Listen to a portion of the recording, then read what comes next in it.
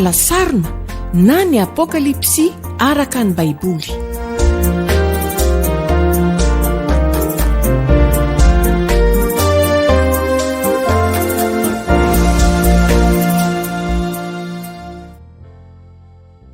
Faly miarabanao manaraka izao fandaharana izao. Andiana fandaharana alasarina izay atolotry ny fiangonana Batista Biblika eto Madagasikara entina anazavana amin'ny sesy ny bokin'ny apokalipsy. Hisy andiany maromaro izay ho atao. Ny totaliny ahafahana mahavita ny bokin'ny apokalipsy iray manontolo dia mety isy eo amin'ny 50 eo. Isy fampianarana antsoratra ihany koa azo angatahana mamaim-poana ao aoriana kely ao. Ny bokin'ny apokalipsy dia isan'ireo boky mahavariana. Isan'ireo boky toa mampatahotra ny maro ihany koa satria toa milaza loza marobe. Sy izany anefa fa ny bokin'ny apokalipsy ho an'ny kristianina dia tena boky milaza fampaherezana sy famporisihana noho ny fanambarana izay zava-miafina nampitain'i Jesosy Kristy tamin'ny apôstôly Jaona. Mialohan'ny anomboantsika azy dia andelo isika mbola hivavaka ametaka amin'ny tompo ny fotoana rehetra izay ianarantsika ao anatin'izao fotoana video izay arahana izao. Vavaka isika. Ry Andriamanitra io misaotra anao zahay fa Andriamanitra manambara ny tenanao ianao. Andriamanitra mampiseho aminay ireo zavatra izay tsy fantatray azy mba ho famporisihana, ho fampaherezana, ahafahanay mijoro amin'ny mahavavolombelon'i Kristy ety amin'ity zao tontolo izao nametrahanao anay ity. Momba anay ao anatin'ny fotoana rehetra izay ianaranay Tompo, mba ho famelombelomana ny finoanay ny fianarana izay atao. Dia ataonay ny vavaka amin'ny anaran'i Kristy. Amen. Anomboka amin'ny fampidirana ankapobeny isika. Fampidirana ankapobeny dia miresaka momba ny mpanoratra, miresaka momba ny daty nanoratana, miresaka momba n'ireo zava-nisy ara-tantara tamin'izany fotoana izany, miresaka momba ny tanjona, miresaka momba ny karazan-dahatsoratra, inona ny karazan-dahatsoratra nanoratana ny boky io, miresaka ny fomba famohan-kevitra ary miresaka ny drafitra ankapobeny. Ny ho ataontsika amin'izao fandarana voalohany izao dia ny momba ny mpanoratra sy momba ny daty nanoratana. Ny apokalipsy toko voalohany andininy voalohany manao hoe ny fanambaran'i Jesosy Kristy izay nomen'Andriamanitra azy mba hasehony amin'ny mpanompony izay zavatra tsy maintsy ho tonga faingana ary naniraka ny anjeliny izy hanambara amin'ny Jaona mpanompony. Lazay ny toko voalohany andininy voalohany avy hatrany fa Jaona no mpanoratra. Mbola tahaka izany ihany koa no hitantsika ao amin'ny toko voalohany andininy fahaefatra, ny toko voalohany andininy fahasivy ary ny toko faharoa amby roapolo andininy fahavalo dia samy manonona mazava fa Jaona no nanoratra ny boky. Fa ny fanontaniana dia Jaona iza io resahan'ny boky io, satria raha tsy mijery fa sy ny filazano tsara isika dia maro be ireo nanana anarana ho Jaona zay voatonona ao. Ny fijoroana vavolombelona tranainy dia milaza fa Jaona apôstôly zanak' Zebedio rahalahan'i Jakoba no nanoratra, filazantsara ihany koa no nanoratra ny bokin'ny apokalipsy. Isan'ireo izay nanambara izany ilay mpiaro-ny finoana Justin de Naplouse na Justin Martyr, maty tamin'ny taona 590. Izy dia nilaza fa apôstôly Jaona zanak' Zebedio rahalahan'i Jakoba izay nanoratra ny filazantsara no nanoratra ihany koa ny bokin'ny apokalipsy. Tahaka an'izany ihany koa nataon'ireo rain'ny fiangonana. Antsoina hoe rain'ny fiangonana dia ireo mpitarika fiangonana kristianina izay namela asa soratra tarika fiangonana hatramin'ny taonjato faha-enina. Isan'izany lay évêka tany a Lyon, antsoina hoe Irénée. Tahaka an'izany ihany koa Tertullien avy any Carthage sy Clément d'Alexandrie. Ireo dia samy nilaza fa Jaona apôstôly no nanoratra anio bokiny apokalipsy io. Misy anefany ireo mpandinika sasany zay manda ny mahampanoratra any Jaona apôstôly no reto antono telo ireto. Ny voalohany de ny tsy filazany Jaona ny tenany ho apôstôly. Ny faharoa de ny fahasamihafana ara-teolojika misy eo amin'ireo asa soratry Jaona, zany hoe ny filazany tsara sy ny Jaona voalohany sy ny bokiny apokalipsy. Ary ny fahatelo dia ny fahasamihafany fomba fanoratra na ny style amin'ny Grika eo amin'ny filazany tsara sy ny apokalipsy. Ireo rehetra ireo nefa rehefa ndavana telo ireo dia samy misy valiny avokoa. Ny voalohany, maninona Jaona no tsy milaza ny tena no apôstôly ao amin'ny bokiny apokalipsy ary tsy milaza kory ary ny fifandraisany amin'ny Jesosy tahaka ny hitantsika ao amin'ny filazany tsara izy dia milaza ny tena no ilay mpianatra tiany Jesosy. Ny antony dia satria ao amin'ny bokiny apokalipsy dia mampitovy ny tenany amin'ireo kristianina nandefasana Jaona ka manao azo rahalahinareo lay mpiombona fahoriana aminareo ihany koa. Zay no mahatonga azy tsy milaza ny tenany hoe apôstôly, tsy le fahefana maha-apôstôly zany no netiny napita ny afatra fa amin'ny maha-piombona fanantenana sy piombona fahoriana amin'ireo kristianina nanoratany kristianina tany Azia Minora. Ny faharoa, nahoana ny misy ny fahasamihafana ara-potikevitra teolojika eo amin'ny filazany tsara ny Jaona sy ny bokiny apokalipsy. Ekena tokoa fa misy zany. Ohatra, raha amin'ny bokiny apokalipsy dia manindra an'ilay Andriamanitra be voninahitra sy tsara, fa ny filazany tsara dia manindra an'ilay Andriamanitra fitiavana. Apokalipsy manindra ny Kristy amin'ny maha-pandresy tsirafesy mandidy. Raha ny filazany tsara kosa dia manindra ny maha-panambaran'Andriamanitra sy mpanavitra any Kristy. Saingy na eo ara ireo fahasamihafana ireo dia marobe koa ireo fitoviana hita ao amin'ny filazany tsara sy ao amin'ny bokiny apokalipsy. Isan'izany ohatra ny fiantsonan'i Jesosy ho teny.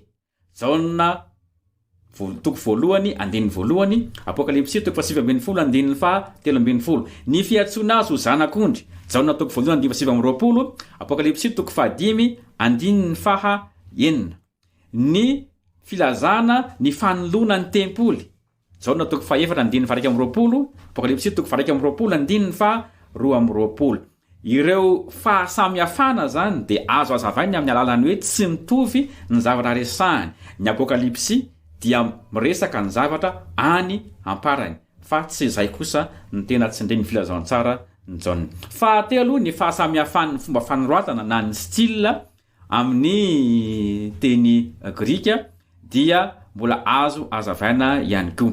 Ireo manam-pahaizana mandinika dia mahita tokoa fa misy fahasamihafana amin'ny fampiasana ny teny Grika ao amin'ny filazany tsara sy ao amin'ny apokalipsy. Saingy tsy midika akory zany fa tsy Jaona no mpanoratra. Ny bokiny apokalipsy dia mandray indrindra lay ao amin'ny 70 le dika teny Grika tranainy. Dia zay no mahatonga an'le fahasamihafana eo amin'ny filazany tsara sy ny apokalipsy. Raha fitinina zany dia tazonina ny maha mpanoratra any Jaona. Mahafisidanja kokoa ireo porofo milaza ny maha-mpanoratra any Jaona no ireo porofo zay entin'ny sasany ilazana fa tsy Jaona apôstôly no mpanoratra. Ary ny tena olana anankiray dia hoe raha toa ka tsy Jaona apôstôly no mpanoratra ny tantaran'ny fiangonana dia tsy mahafantatra olona hafa antsoina hoe Jaona zay fantatra tsara tamin'ny faritry Azia Minora iny. Ny daty nanoratana indray no idirantsika. Misy sosokevitra daty roa arosin'ireo mpandinika. Ny voalohany dia ny taona 790, zany hoe taoriana kely nahafatesan'ilay emperora Romanina Néron. reto no fanoana-kevitra aroso amin'izany. To mifanaraka kokoa amin'izay tantarain'ny boky ny fanenjehana mafy tamin'ny andron'ny Néron. Faharoa, lay fomba fiteny hoe famelana ny kianja ivelan'ny tempoly ho itsahin'ny jentilisa, Apokalipsy 1:12 de to maneho fa tsy mbola rava ny tempoly tao Jerosalema. Io tempoly io zay rava tamin'ny taona 70. Fahatelo, lay isan'ny bibidi 990 de to maneho any Néron, satria rehefa atambatra tokoa ireo litera amin'ny anarana hoe Néron, Kaisara Néron dia manome 990. Ny faefatra reo loha fito ny bibidi, Apokalipsy 7:12 zay milaza hoe ny iray mbola eo ihany de to manondra ny emperora Galba, lay nandimby any Néron. Ny daty aroson'ny mpandinika faharoa zay nanoratana ny boky dia ny taona 570 na 470 tany hoany. Zany hoe nandritra ny fanjakan'ilay emperora Romanina Domitien. Reto ndray ireo porofo aroson'ny mpandinika zay manamarina anio. Ireo porofo ivelany, zany hoe fijanona vavolombelona nataon'ireo rany fiangonana ohatra. Irénée de Lyon dia mpianatry Polycarpe, ary Polycarpe dia mpianatry John. Ao anatin'ny asa soratra zay soratany hoe fanoherana ireo fampianaran-diso, Irénée de Lyon de milaza boky n'Apokalipsy. Satria hita izany tsy ela kory zay fa saiky tamin'izao taranaka misy atsika izao mihitsy tamin'ny faraparan'ny fanjakan'ny Domitien.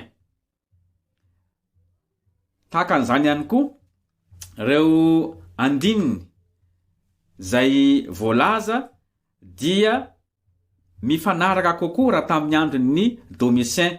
Apokalipsy 1:12, 13:12, 17:12, 10, sy ny 11. Manaraka zany ny toetoetra n'ireo fiangonana nanoratana, ireo fiangonana fito tany Azia, dia afahana mahita fa efa elaela ihany no niorenan'ireo fiangonana ireo. Zany no mahatonga ny hoe Efesosy de efa niala tamin'ny fitiavana voalohany, Sardisy efa maty, Laodiki efa rava niororo-tany tamin'ny andron'ny Néron, ary efa naorina indray ary mirehare amin'ny arena zay ananany. 7:17. John dia lasa sestany zay fomba fanenjehana nahazatra sy fanao tamin'ny andron'ny Domitien. Ny fiangonana dia efa nandalo fanenjehana tamin'ny lasa. Raha mijery an'ireo zavatra ara-tantara ireo sika dia manondro fa daty taorina kokoa, satria ireo fiangonana tany Azia minora ny fotoana niorenany dia saika nanodidina ny taona 90 tany hoany. Akaiky loatra noho izany raha toka taona 90 dia efa niala tamin'ny fitiavana voalohany sahady, efa nisy fiovana maromaro sahady tao anatin'ireny fiangonana ireny, fa azo azavaina kosa le fiovana raha toka efa 30 taona teo eo taty aorina. Faranya ny boky n'Apokalipsy dia ahitana loza mananontany anankiroa, ny fanenjehana sy ny fanaovana marimaritra iraisana. Tamin'ny faran'ny taonjato voalohany ny tena natanjaka teo amin'ny empera romanina ny fivavahana tamin'ny emperora, indrindra tamin'ny andron'ilay emperora Domitien zay resahana. Domitien nanjaka ny taona 120 ka tamin'ny taona 490, satria Domitien io dia nanao ny tenany ho Dominus et Deus Noster, zany hoe tompontsika sy andriamanitsika. Ny fanenjehana nataon'ny Néron dia atao Roma renivohitra ihany, fa Domitien kosa na dia tsy nampanenjika ny kristianina teo amin'ny empirany, aza dia nitondra fahoriana ny fiangonana kristianina tamin'ny androny. Dia hita ao amin'ny boky n'Apokalipsy reo endrika fanenjehana maromaro zay niatra tamin'izany fotoan'izany. 1:7, 2:2, 2:3, 7:7, 8:9, sy ny sisa. Ary John eto dia mbola mampiomana ny fiangonana kristianina, fa mbola ho mafimafy kokoa ny fanenjehana zay hiatra ao amin'ny aorinao. Dia atsika izany amin'ny 2:10 zay milaza hoe aoka ho mahatoky hatramin'ny fahafatesana ianao. Zany hoe mbola ho avo ny fanenjehana zay hiatra fahafatesana mihitsy aza.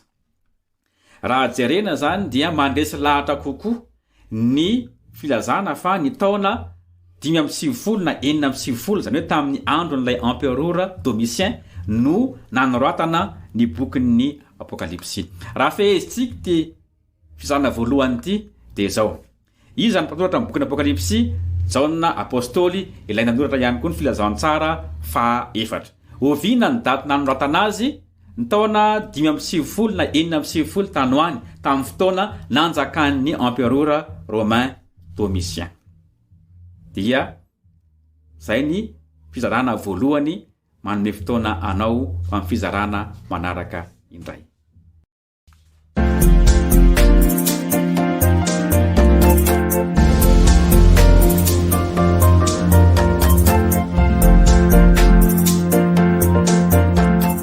Alasarina na ny apokalipsy araka ny baiboly.